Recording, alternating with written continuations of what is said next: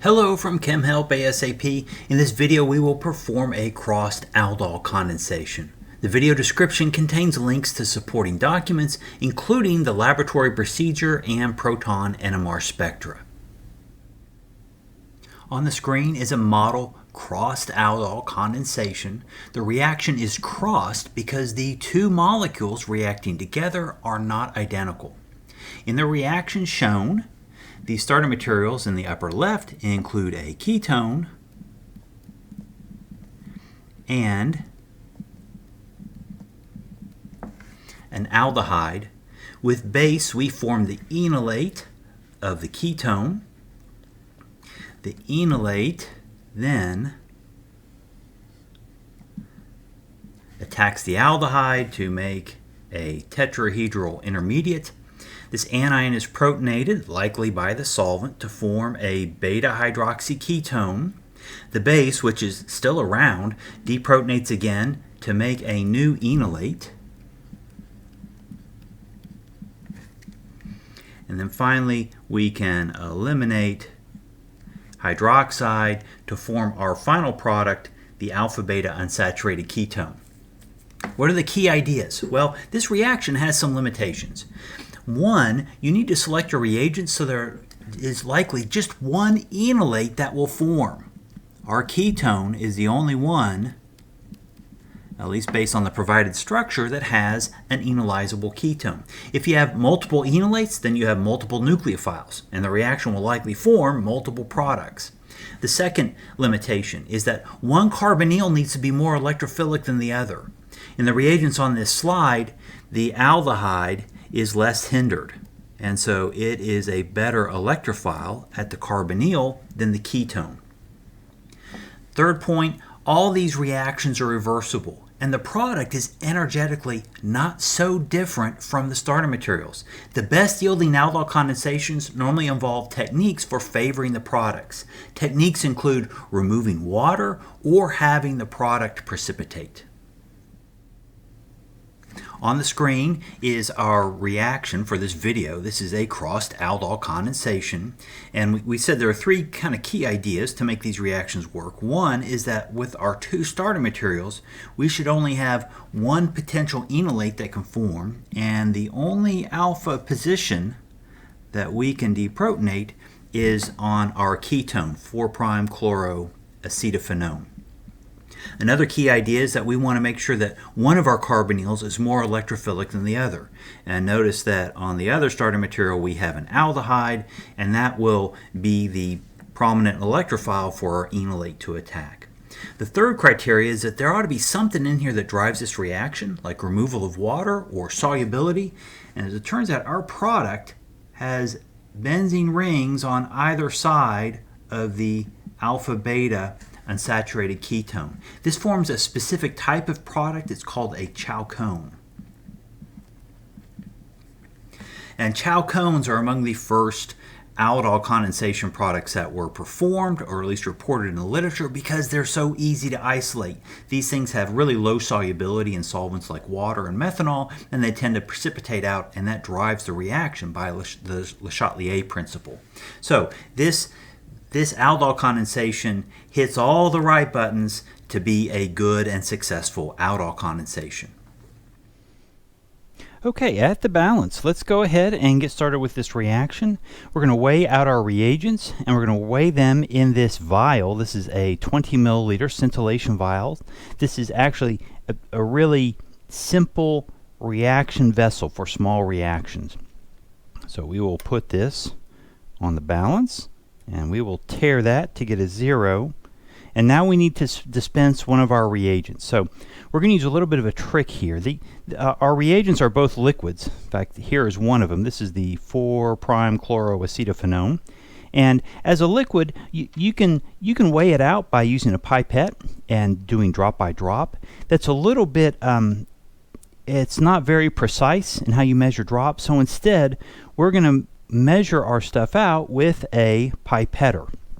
So I've done a calculation on this liquid based on its density and how many millimoles we want, that we need to get 195 microliters of this reagent. So I'm going to use the pipetter to get 195 microliters, and we will drip this out.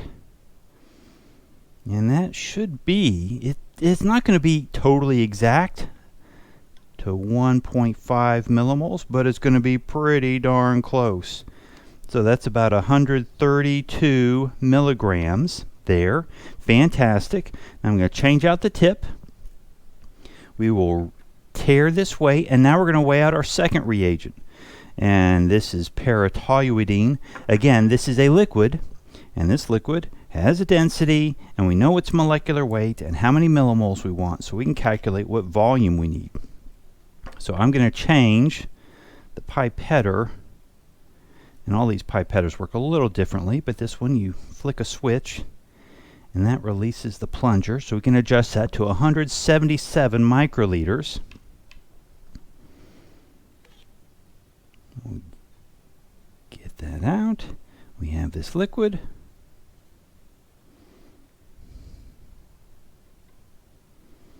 Drip, drip, drip. And that is about 181 or so milligrams. So now we have our stuff, our two reagents in the vial, and now we can take this over the hood and we can begin our reaction properly. But using a pipetter is a simple way to measure estimate pretty precisely the masses you want to put into a vessel. You can also just use a glass pipette and go drop by drop. Each drop weighs between 10 and 20 milligrams. It's not as exact, but both methods work fine for our purposes. What is important, however, is that you record exactly what you used. Don't record what you intended to use, but record exactly what you did use. Okay, here is our vial with a cap, just loosely placed. That is in a very shallow bath of just warm water. And when I say warm water, I don't mean that the hot plate is on. I mean water just came from the faucet hot. So again, you want this shallow, or otherwise your vial runs a risk of floating. And floating vials means tipping over. So here's our flask. We're going to add about 5 milliliters of methanol to this. It doesn't need to be super accurate, 4 to 5 milliliters, 6 milliliters. Swirl that around. And now we're going to add some sodium hydroxide to this. So this is a solution of 40% sodium hydroxide. We're going to add about 15 drops. That may not be enough. Let's see. 1, 2, 3, 4, 5, 6, 7, 8, 9, 10, 11, 12. Get a little bit more. 13, 14, maybe 15. Okay, that's good enough. Now let's take this, get that capped and out of the way, and let's swirl this around. Let that mix, and notice we're seeing some cloudiness. That's a good sign. So we're just going to let this stand like this. We're going to let it, let the reaction just sit. And pretty shortly we should see the aldol condensation product forming, and we'll see cloudiness. In fact, we're probably already seeing it. So let's just take a break, come back in a few minutes, and see what it looks like. So we've gone through about 5 minutes, and you can see there's definitely solid in here. I'm not sure if that shows up, but there's kind of, as I swirl it, you get solids coating the sides. So that looks good. According to the lab instructions, if it has solidified completely, you can take a micro spatula and break up the solids and just make sure that things are still moving in there so that unreacted materials can get at each other and complete the reaction. But this looks good. It is forming product just as we'd hope. Some of it's precipitating as it's forming, so that's also what we'd hope for. So we'll let this sit, and after about half an hour we'll add some water so that we can fully precipitate and then isolate the product. Let's see, we have waited over half an hour now, and this is nice and thick with solid. It doesn't look that different, but I think it's a little more gelatinous in there. I think it's a little bit thicker. So we're going to take this off the heat, and not that that's very hot anymore. that heat is gone. And we are going to add about 10 milliliters of water using a graduated cylinder. This doesn't need to be super accurate. We're going to add this water. So what happens when we add this water? We are changing the polarity of this solvent from being very much like methanol to now really being very much like water. So we have increased the polarity of the solvent. Now, our molecule is a big organic molecule, and if we increase the polarity too much, our product is going to completely precipitate. And of course, that's what we want, because we're going to filter this. So by adding water, we are increasing the polarity and causing our product to precipitate. So we will let this continue to stand. We'll give it maybe 5 minutes, and then we'll go ahead and move on towards the filtration. Fantastic. So we are ready to go ahead and filter this solution. So in the hood, I have set up a sidearm Erlenmeyer flask. This is our filter flask. So we're going to filter this, and what we want to do is collect the solid, which means we don't care so much about the liquid. So we're going to use suction filtration typically in these kinds of filtrations. So I need to put a rubber adapter in the top of our sidearm flask so that the funnel, when it sits in here, will generate a seal. Let's make sure our clamps are nice and tight. We'll have a piece of filter paper in here in the Buchner funnel. We want to make sure, I just washed this so it's a little bit damp. Make sure that all the holes are covered in the funnel. Now, we don't always do this, but for this case, we're going to use water to moisten our filter paper. So what that does is it seats the filter paper in the funnel.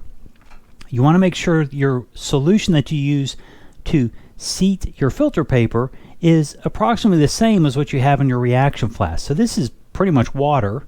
So we use pretty much water to seat the filter paper. Now,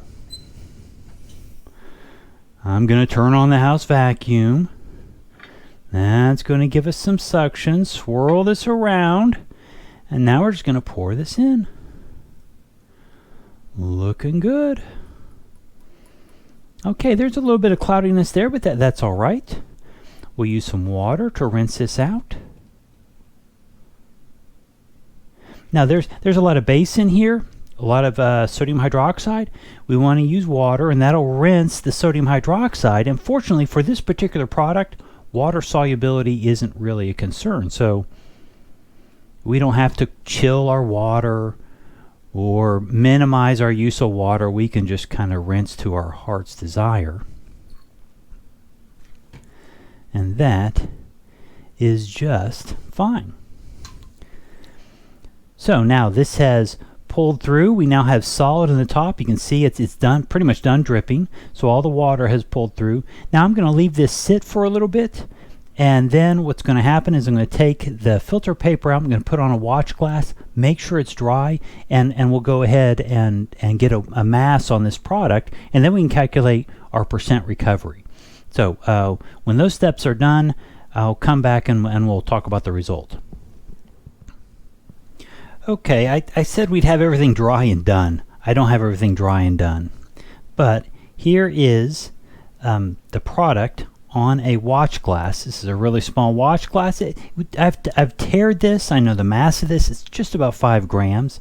And that's our product. Now included with this product is the filter paper. So once this is really dry, it'll be very easy to flake the product off of that filter paper. And then we'll be able to weigh just the watch glass and our product. And we'll be able to determine by subtraction of the tare weight the mass of our product. So this just needs to sit out and air dry. This is often an overnight procedure. This was wet with water, and water is a little bit slower to dry, but air dry it'll be fine tomorrow. So we'll get a mass of this, and then we'll see how much we got. All right, back at the balance. Here is our watch glass with our solid product on it. This is I've removed the filter paper, so there's no more filter paper. So by weighing this, with just the watch glass and our product, gives us our final mass, and this is 260 milligrams, and it looks really nice. And anyway, we can go ahead now and calculate the yield. We can do things like get a TLC, we can get a melting point. We'll then also need to collect an NMR spectrum. So now we can characterize this. So I admit this product looks really nice, but let's not forget this is technically a crude product. We have isolated the product, but we haven't purified it. We haven't recrystallized it or distilled it or done chromatography on it. So this is a crude product. So just because it looks nice doesn't mean it is nice, and we'll need to collect the data on this crude product, and actually then we can make a judgment as to whether we've made a high quality material or not. So let's go ahead and take care of those steps. Before we look at our spectral data, let's go ahead and determine our percent yield. So on the far left we have our starting ketone.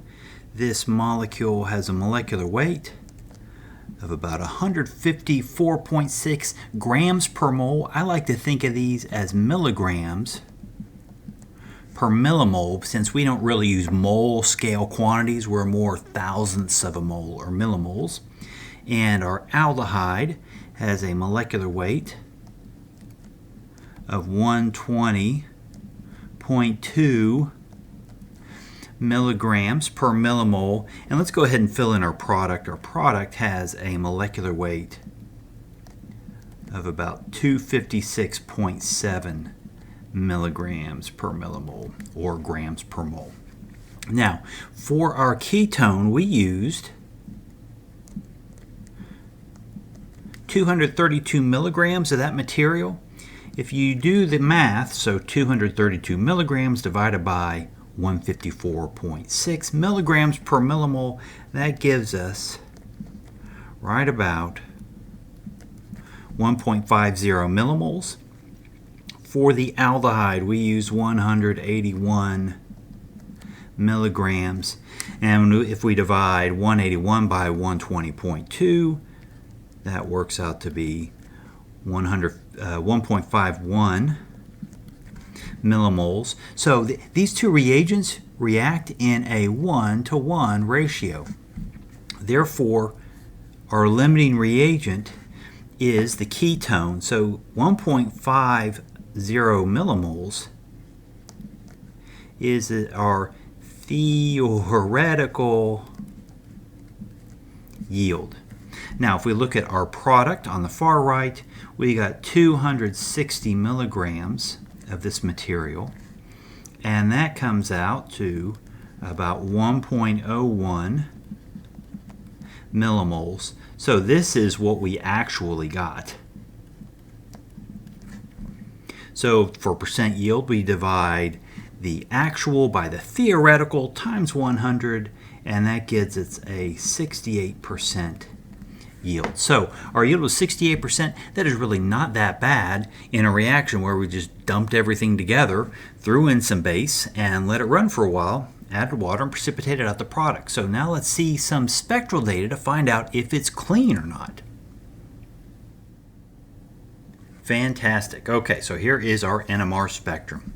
Our molecule is shown over on the left, and here's the full NMR spectrum. We're running from a ppm range of about 10 ppm down to around 0 ppm. And within that window, that spectral window, you typically see all the normal protons you're going to encounter, especially for this particular molecule. So most of the action is right here. This is relatively downfield on this spectrum, and all those peaks are clustered there because all of our peaks tend to be downfield peaks. And so if you look at our molecule, we have one benzene ring. Those peaks are going to be downfield. Two signals on a double bond. Those are fairly downfield. And then the other benzene ring. The only signal that shows up more upfield is this methyl group, that CH3 group. And it is actually this signal right here. Well, what in the world are these other two peaks that are in this spectrum? Well, for those, we need to think about the solvent we use. When you run an NMR spectrum, you dissolve your material in some solvent. And the solvent for this spectrum, in the upper right, is a solvent called DMSO. Now DMSO, every solvent has residual signal peaks, and most of them have water. Now as it turns out, this peak towards the right is the residual water signal in DMSO. It shows up at about, not exactly, but at about 3.5 ppm. Now this smaller peak, that is the residual signal from DMSO, so that's DMSO itself. And some small fraction of DMSO, this is actually deuterated DMSO, some small fraction is not deuterated, so it has regular hydrogens on it, and therefore it gives rise to a signal in the NMR. So anytime you take an NMR, it's important to know what solvent was used to run that NMR spectrum so that you know where your extra peaks are going to be. So we're not going to interpret these peaks because these peaks come along with the solvent. But now let's look at other parts of this NMR spectrum. So we now have on screen the more upfield region of this spectrum. This is upfield. And it's upfield because notice we're probably, what is this, about 4 ppm to around 2 ppm. So we're looking at a very small window of the spectrum. This part of the spectrum includes our methyl group. Now again, this is water, and that is DMSO. And here is our CH3 group. Notice we've integrated this. I'm not sure if you can read that. That says 2.95 or 3.5. So that is essentially 3 hydrogens. So that's our 3 hydrogen singlet on this benzene ring. Now to find the other signals for this spectrum, we're going to have to look at the more downfield region of the spectrum. So here is the downfield part of the spectrum. Downfield corresponds to higher chemical shift. So we're looking at a window from about 8.5 ppm to maybe 7 ppm. And all the rest of the signals fall within this region. So one thing to notice, we have these benzene rings. And these benzene rings are di-substituted across the ring, para-di-substituted. So these 2 hydrogens, by symmetry, those hydrogens are identical. And each of those hydrogens has one neighbor. So these 2 hydrogens show up together, and they are, or they should be, a doublet. The same is true for these 2 hydrogens. Those should be a 2 hydrogen doublet. Same for these, and same for these. So we ought to have a whole lot of 2 hydrogen doublets. And look at this, we do. 2 hydrogens, and here's a doublet. 2 hydrogens and a doublet, 2 hydrogens and a doublet, 2 hydrogens and a doublet. So those are all those aromatic ring signals. Now, we could really sit down and think and try to assign which one is which. But the fact is we should have 4 2 hydrogen doublets, and we have 4 2 hydrogen doublets in the aromatic region. So that looks pretty good. Now, these double bond hydrogens. Double bond hydrogens normally show up in like the 5 to 6 ppm range. But these are moved further downfield, and in part because of the de-shielding caused by that carbonyl. So these hydrogens aren't exactly where we'd expect. We wouldn't expect them to be with the aromatics, but for this particular molecule they are. Note that each one has one, it should be a 1 hydrogen, and it has 1 neighbor, so it ought to be a doublet. What do we have here? There is a 1 hydrogen doublet, and there is a 1 hydrogen doublet. So all of our signals are present and accounted for. And often for an NMR spectrum, you want to make sure all your signals are present and they have an appropriate multiplicity and chemical shift. And that's a pretty good sign that you have the right product. Now, one thing that I'll note, in this region of the spectrum in particular, look at the baseline. What the heck is that? What is that? What is that? These are small impurities. I haven't integrated these because these aren't part of our molecule, but they are certainly within the sample. So we are seeing impurity peaks. All three of those are signs of impurities. So as these kinds of impurities get bigger and bigger, and I wouldn't say these are big impurity peaks, but they are absolutely there. So this material that we made, it looks nice. It looks like a nice white crystalline solid, but it does contain impurities. It's not a surprise we haven't purified this. But anyway, this is, as we look at the evidence, this is an indication that our compound is not super pure. It's not bad, but it could be better. So that's a rough assessment and walkthrough of the proton NMR spectrum. So we have a couple things on the screen. One, I want to talk about the TLC, and then two, we'll talk about the melting point. So on the left is an image of a TLC. So this is a UV lamp shining UV light onto a TLC plate. Not sure if you can see, right about there is where the spot was placed. That's the solvent front. That's about 4.8 centimeters that the solvent traveled. And then this distance, the distance that spot went, that I'll mark right there, that was about 2.4 centimeters. And so if you take the ratio of those, the RF is equal to 2.4 over 4.8. Our centimeters will cancel, and that gives us 0.5 as our RF value. Now, RF values make no sense unless you indicate what your solvent was, what your mobile phase was.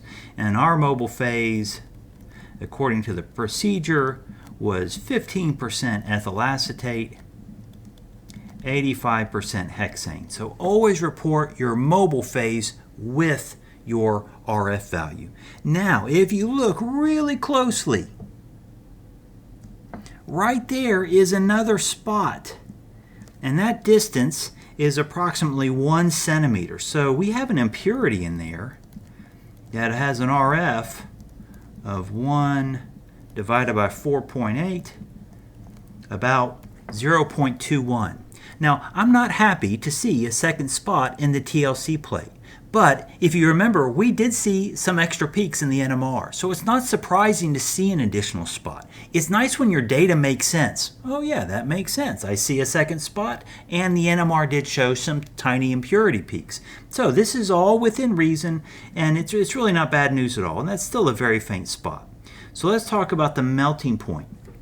So the literature value for the melting point is 153 degrees, and it comes from this reference on the bottom of the screen. So when I took the melting point for this, I got a melting range of 56.8 to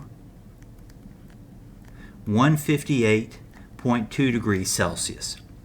Now notice that my observed melting range is higher than the literature value. A lot of people put a bunch of emphasis on melting ranges or melting points.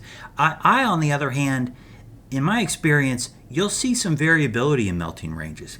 Note that I don't know if my melting range, my melting point apparatus is really well calibrated. I don't know if the authors of this paper had a really well calibrated instrument. I've never heard of anybody calibrating their instruments. So seeing variability in melting points and melting ranges, and typically people do report a melting range instead of a single melting point, that's fairly normal. This number is in good agreement with the literature value. 156 to 158 is fine relative to a literature value of 153. So sometimes it might be a little bit higher, sometimes a little bit lower. What we look for is make sure the numbers are close and that your range is not too broad. If the range is broad, that's a sign of having a lot of impurities. So overall, the data looks like this is pretty clean. It's not pristine, it's not super pure, but it's relatively pure material, and therefore we can say with some confidence that our 68% yield for this experiment is pretty good. So that is, from start to finish, a crossed aldol condensation reaction. I hope you enjoyed this video. Please subscribe, like, or leave a comment. If there is another experiment that you would like to see, then definitely let me know in the comments section. Handouts for the procedure of this experiment and the NMR spectra are available through links in the description. Thanks for watching. Take care.